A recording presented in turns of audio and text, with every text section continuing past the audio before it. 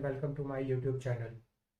आज की इस वीडियो में हम बात करेंगे about debt instrument which name is debentures. आज हम डिबेंचर्स के बारे में बात करेंगे। Under the companies act debentures के क्या प्रोविजंस हैं, हम सब कुछ डिस्कस करेंगे। कितनी तरह के डिबेंचर्स होते हैं, डिबेंचर्स को कैसे इशू किया जाता है, क्या क्या रिक्वायरमेंट्स हैं डिबेंचर्स को इशू करने की। We will discuss everything in this video. तो फर्स्ट ऑफ ऑल हम स्टार्ट करते हैं the relevant sections, the relevant rules under the Companies Act. If I'm talking about the definition of the debentures, so section 2 clause 30 of the Companies Act 2013 cover the definition of the debenture. तो definition में क्या है, definition कहती है कि debentures include debenture stock और bond या any instrument evidencing the debt of the company. तो वो क्या है, डिबेंचर्स होकर चलता है।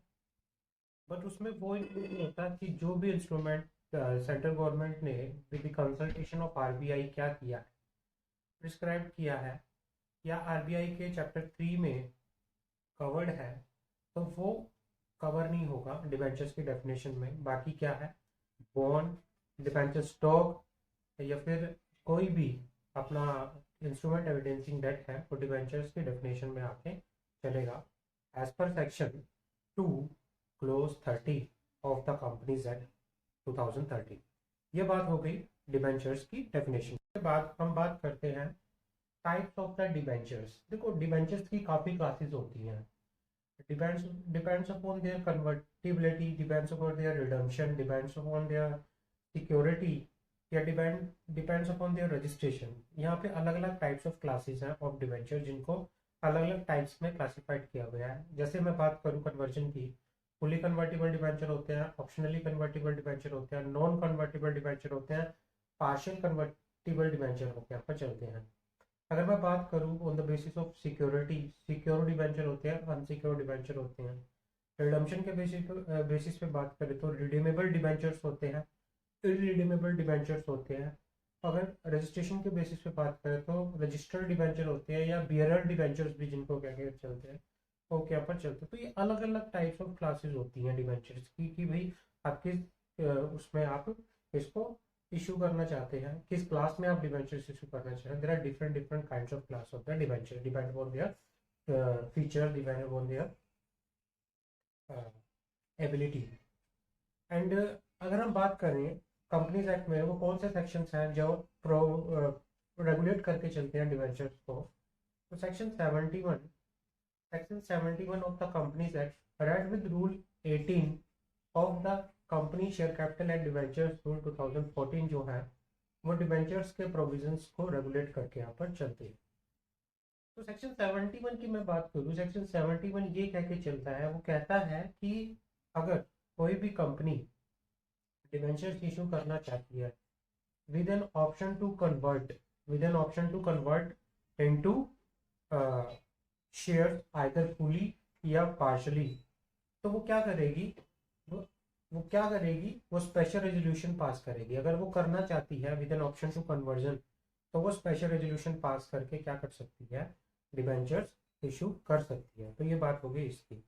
उसके बाद क्या करें कि सेक्शन 18 में अगर मैं बात करूँ, सेक्शन 18 में इसकी कंडीशन बताई गई है कि अगर आप सिक्योर डिबेंचर, अगर डिबेंचर्स आप सिक्योर डिबेंचर इशू कर रहे हैं, सिक्योर डिबेंचर इशू करने के लिए क्या क्या कंडीशंस है वो आपको फुलफिल करनी पड़ेगी। सबसे पहले आपको चार्ज क्रिएट करना पड़ेगा। डिबेंचर्स अगर आप सिक्योर्ड इशू कर रहे हैं तो आपको कंपनी की किसी मूवेबल या इमूवेबल प्रॉपर्टी पे, कंपनी की या उसकी होल्डिंग कंपनी की, उसकी सब्सिडरी कंपनी या एसोसिएट कंपनी की किसी एसेट्स पे, वेदर मूवेबल और इमूवेबल, उस पर चार्ज क्रिएट करना पड़ेगा।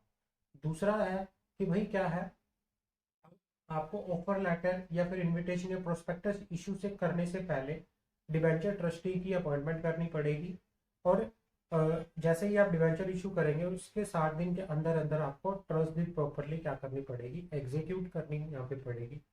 प्रॉपर डीआरआर मेंटेन करना पड़ेगा, डिबेंचर रिडम्पशन अकाउंट यहाँ पे प्रॉपर मेंटेन करना पड़ेगा।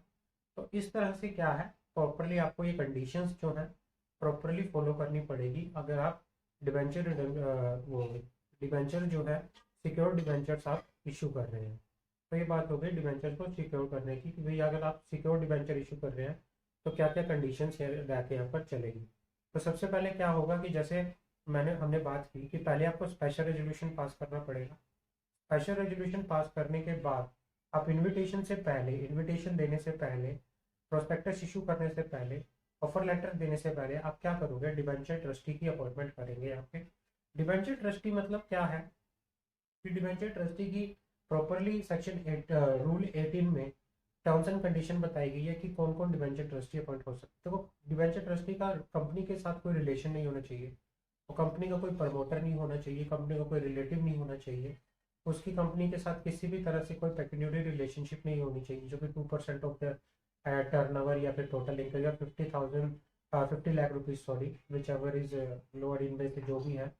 तो जो भी ये अमाउंट है, तो इतना उनका क्या नहीं होना चाहिए, प्रॉपरली पेक्यूनियरी रिलेशनशिप नहीं होनी चाहिए, या फिर उसने कंपनी को कोई डेट नहीं दी होना चाहिए, या कोई गारंटी या सिक्योरिटी प्रोवाइड नहीं करी होनी चाहिए, या फिर वो कंपनी के साथ किसी तरह से कोई मतलब शेयर होल्डिंग में नहीं होना चाहिए कंपनी की।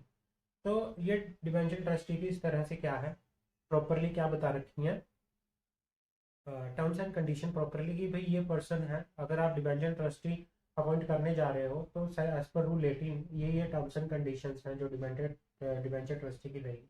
Proper debenture trust deed execute होके चलेगी जो कि विद इन 60 डेज हो जानी चाहिए after the issue of the debentures, after the allotment of the debentures properly execute हो जानी चाहिए।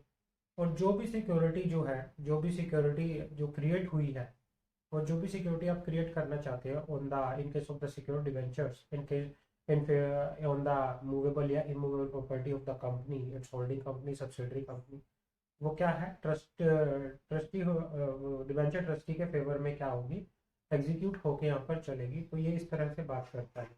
उसके बाद बात करें कि भाई एज पर रूल 18 अगर कोई भी कंपनी सिक्योर डिबेंचर इशू करने जा रही है तो वो सब्जेक्ट टू रिडम्पशन पीरियड होनी चाहिए। रिडम्पशन पीरियड क्या है कि देखो, अगर कोई कंपनी डिबेंचर्स को इशू कर रही है, सिक्योर डिबेंचर को इशू कर रही है, तो उसका मैक्सिमम रिडम्पशन पीरियड जो होगा वो 10 ईयर्स का होगा। वो मैक्सिमम जो 10 ईयर्स का वो होके यहाँ पर चलेगा।